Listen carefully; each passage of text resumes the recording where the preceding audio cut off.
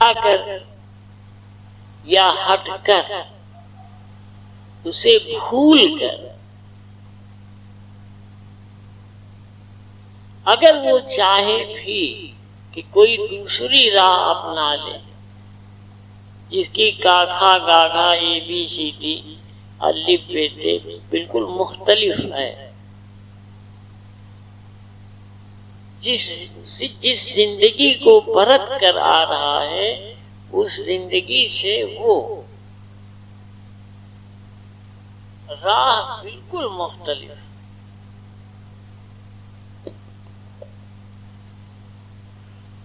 اس کی اپنی چاہ، اس کی اپنی زندگی تک ہے، جو کچھ ہے وہ سطح پر جسم کی حالت، دل دماغ کی حالت اس طرح کی نہیں ہے کہ وہ کنسنٹریٹ کر سکے، ایکاگر ہو سکے، کوئی نہ کوئی بہت گہرا مرض موجود ہو کسی طرح کا، وہ آدمی کو اس طرح بے چین رکھتا ہے کہ جو ضرورت ہے کنسنٹریشن حاصل کرنے کی وہ کبھی بھی اس کے حصے میں نہیں آ پاتا۔ عام زندگی ہے اس کے بارے میں عرض کر رہا ہوں، ہر وقت اسی طرف دھیان رہے گا، سر میں درد ہے، پیر میں درد ہے، پیٹ میں درد ہے، یہ پھوڑا ہے، یہ پھنسی ہے، یہ ایکس رے ہے، یہ جانچ ہے، یہ انجیکشن ہے، یہ دوا ہے، ہر وقت اس کا ذہن باہری سطح پہ موجود دکھائی دے گا، اور ضرورت اس بات کی ہوتی ہے کہ ہر وقت ذہن ڈوبا ہوا ہو باطن کی زندگی کے اندر اور غیب کی دنیا سے جڑا ہوا، پھر ذکر قلبی ہے یا ذکر روحی ہے، لسانی کے آگے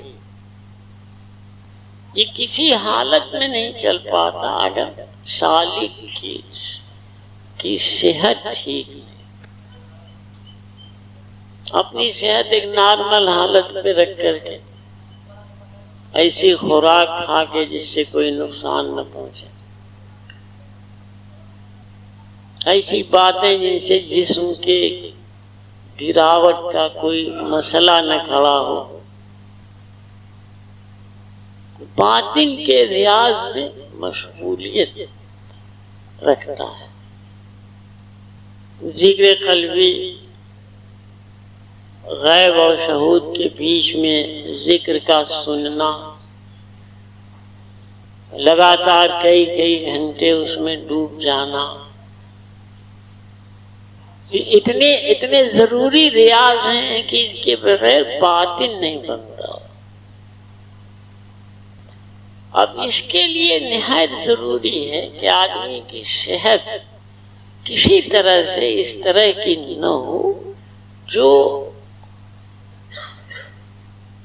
رکاوٹ بن جائے، اپنی طرف مخاطب کر لے، اس کا دھیان ہٹا دے باطن کی طرف سے اور اپنی طرف لگا لے، اپنی طرف جوڑ لے۔ اگر اس نے اس طرح جوڑا، جو بیماری ہے، جو مرض ہے، اس نے اپنی طرف مخاطب کر لیا، اسے ایک طاقت سمجھیے جو نقصان پہنچانے آئی،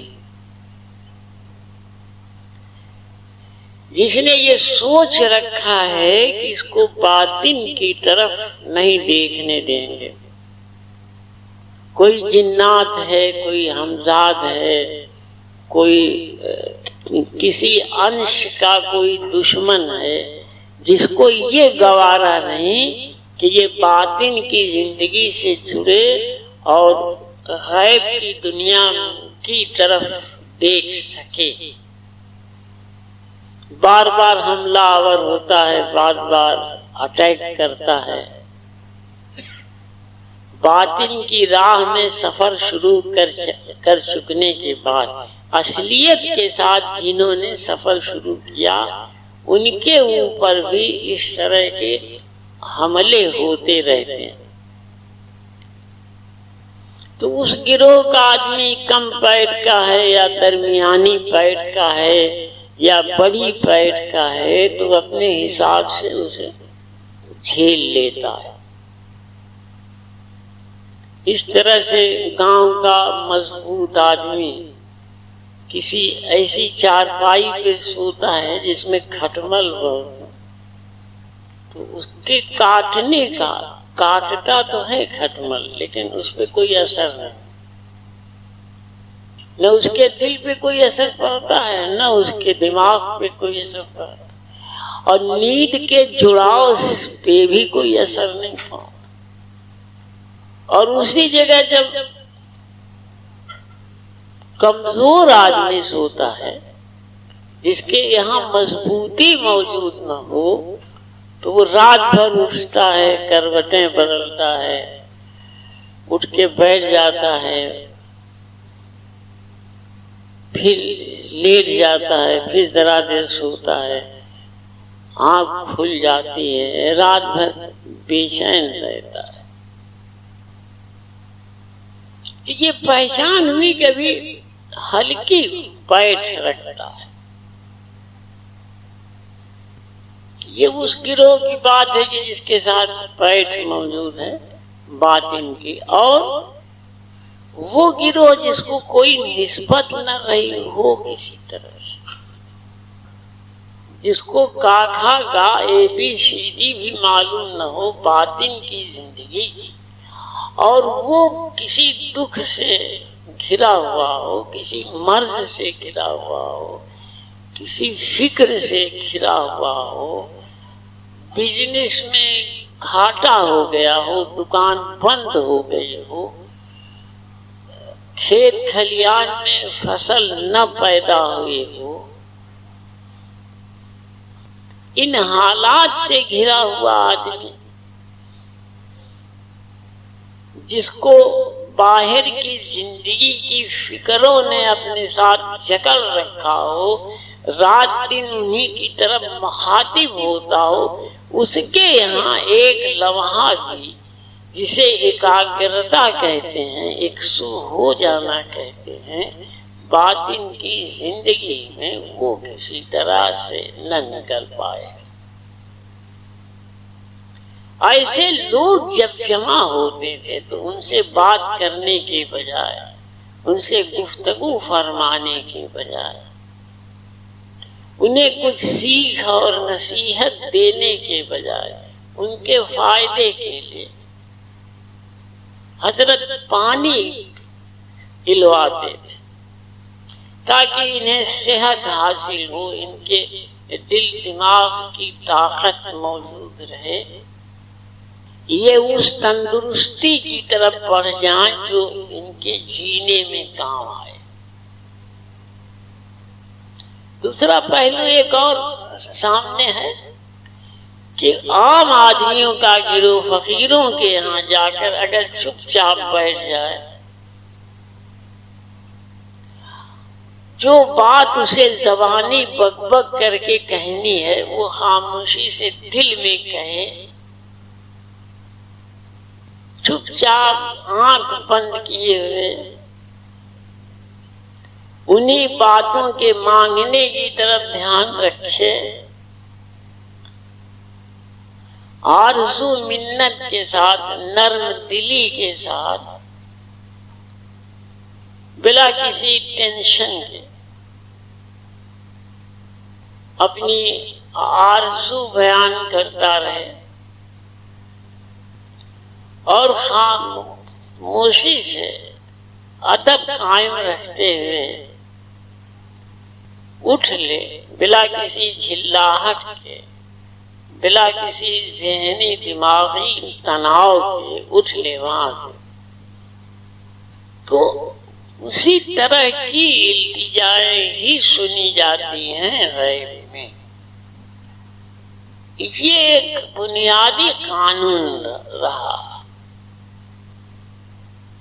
اور بک بک کر کے اس نے اگر ڈسٹرب کیا فقیر کو اور اس نے کچھ نہ کہا لیکن ڈسٹرب ہوا تو جو سننا چاہیے تھا، جو اس طرف دھیان دینا چاہیے تھا، اس طرف اس کا دھیان نہ پہنچے. حضرت قطب الدین بختیار کاکی کے بارے میں لکھے ہوئے اس جملے کے گرد ہی گھوم رہا ہوں، یہ خیال رکھیے. حضرت کا کچھ دیر بعد باہر تشریف لے آنا، لوگوں کے بیچ میں تشریف فرما ہونا اور ان سے ان کا حال چال، ان کے گھر کی خیریت، بال بچوں کے بارے میں پوچھنے کے بجائے حکم فرماتے تھے کہ پانی پینے کے لیے دیا جائے. اس پانی کے بارے میں نے بیان کیا کہ وہ اس طرح کا پانی دستور رہا چشتی خانقاہ، دستور رہا چشتی خانقاہ. سورج ڈوبنے کے پہلے ایک دعا ہے، اس کو پڑھتے ہیں اور پانی پہ دم کرتے ہیں، اور وہ پانی بیماروں مریضوں کے کام آتا رہا. ہر آنے والا اپنے دل میں کچھ بات رکھے ہے، ادب سے مراقب ہوگا. مراقبے کے معنی ہوتے ہیں فیض آنے کا انتظار کرنا، دکھ دور ہو جائے اس کا انتظار کرنا، امید باندھ لینا، فریاد سنی جائے آرزو رکھنا، اور جتنی دیر وہاں رہنا کوشش کرنا کہ ایک طرف ذہن کا کنسنٹریشن موجود رہے، دل دماغ ایکاگر رہے، ادب قائم رہے، کسی طرح کا دماغی توازن کا، وزن کا بگڑ جانا موجود نہ رہے، جھلاہٹ نہ پیدا. باطن کی جھلاہٹ کی گونج غیب میں پہنچ جاتی ہے فوراً، باہر نہ سنائی دی لیکن غیب کی دنیا اسے فوراً کیچ کرتی اور نوٹ کر لیتی ہے. ایسے بزرگوں کے در دولت پر یہ انتظام موجود رہتا ہے کہ فوراً نوٹ کر لیتا ہے غیب کہ اس آدمی سے یہ بے ادبی یا گستاخی ہوئی. دماغ کے اندر پیدا ہونے والی کوئی جھلاہٹ،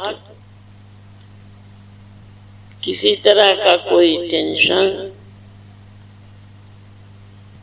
کسی طرح کی کسی بدبو رکھنے والے خیال کا اٹھنا اندر ہی اندر نوٹ کر لیا جاتا ہے. غیب کی دنیا میں جو ہزار لاکھ پردوں کے اندر کی چھپی ہوئی باتیں دیکھتا ہے اور سنتا ہے. قطب الدین بختیار کاکی تھوڑی دیر خاموش تشریف فرما ہوئے، سب کی طرف دیکھا، نگاہ رحم فرمائی، پانی دینے کا حکم فرمایا. سب نے پانی پی لیا اور آپ اپنے سب نے پانی پی لیا اور آپ اپنی خلوت کی طرف واپس لوٹ. تو میں یاد کر رہا تھا کہ باتیں اس لیے نہیں کرتے تھے، باتیں اس لیے نہیں کرتے تھے، فقیری باتوں سے اسے کوئی فائدہ نہیں، اسے کچھ حاصل نہیں۔ جس کی زندگی لگاتار باہر کی دنیا سے اس طرح جڑی ہوئی ہو کہ وہ اگر کنسنٹریٹ کرنا بھی چاہے تو وہ باتیں اس کا پیچھا نہ چھوڑ رہے ہیں، اس میں بھی دھیان آ رہا۔ کوئی روگ ہے، مرض ہے، بیماری ہے، یا کسی بہت اہم کام سے جڑا ہوا ہے، کسی بہت بڑی ذمہ داری کی پوسٹ پر ہے، کوئی بڑا مرحلہ اس نے اپنے سر پہ اٹھا رکھا ہے، اس کو حل کرنا ہے، اس طرح کی تمام پرابلمز، گھر کی کوئی سمسیا ہے، گہری ہے، ہلکی ہے، اس کے بارے میں خیال کرنا ہے، اس کے بارے میں خیال کرنا ہے، اس کی فکر کرنی ہے، اس کی فکر کرنی ہے۔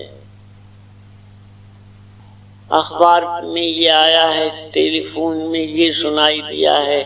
ٹیلی ویژن میں یہ نظر آیا ہے، ان سے ملاقات ہوئی تھی، انہوں نے یہ کہا، پھر ان کے گھر گئے، انہوں نے یہ کہا،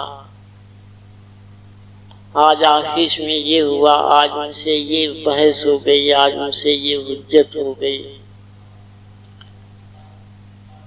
کل ایک بڑی گہری سمسیا ہے، وہ کس طرح سے حل ہوگی۔ اس طرح کی روزمرہ کی زندگی باطن کی طرف جو دھساؤ پیدا ہونا چاہیے اس سے محروم ہے۔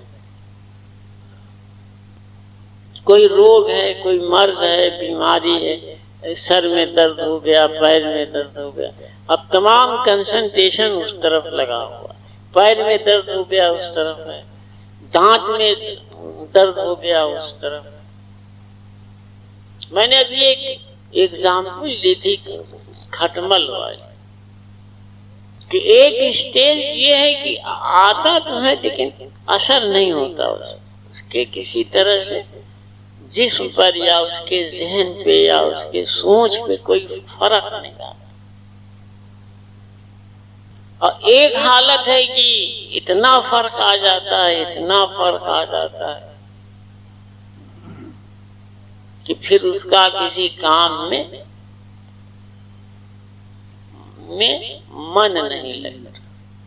ہر وقت اسی خیال میں رہتا، اس ڈاکٹر کے یہاں بھاگا، اس ڈاکٹر کے یہاں بھاگا، یہ دوا، یہ رپورٹ، ہر تیسرے دن چیکنگ، ہر 5ویں دن ایک نیا ڈاکٹر، یہاں نہیں ٹھیک ہوئے لکھنؤ جاؤ، لکھنؤ نہیں ٹھیک ہوئے، دلی جاؤ، دلی نہیں ٹھیک ہوئے، ساؤتھ جاؤ، ساؤتھ نہیں ٹھیک ہوئے، اب اپنے ابا کے یہاں جاؤ۔ وہ اسی میں لگاتار گردش کرتا رہتا ہے۔ اور ضرورت کیا ہے باطن کی زندگی حاصل کرنے کی،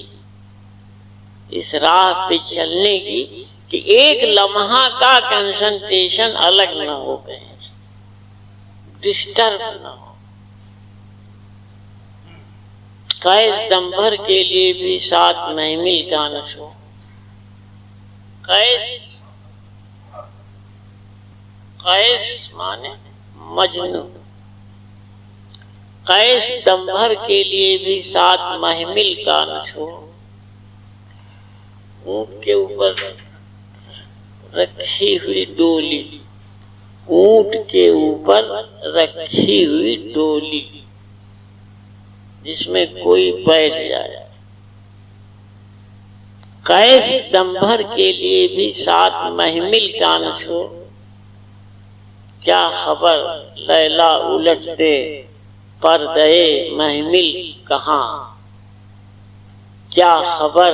لیلا الٹ دے محمل کا پردہ، جو چیز اندر چھپی ہے وہ ظاہر ہو جائے، کیا خبر ہے کہاں پر۔ اس لیے ایک لمحے کے لیے بھی ساتھ نہ چھوڑ،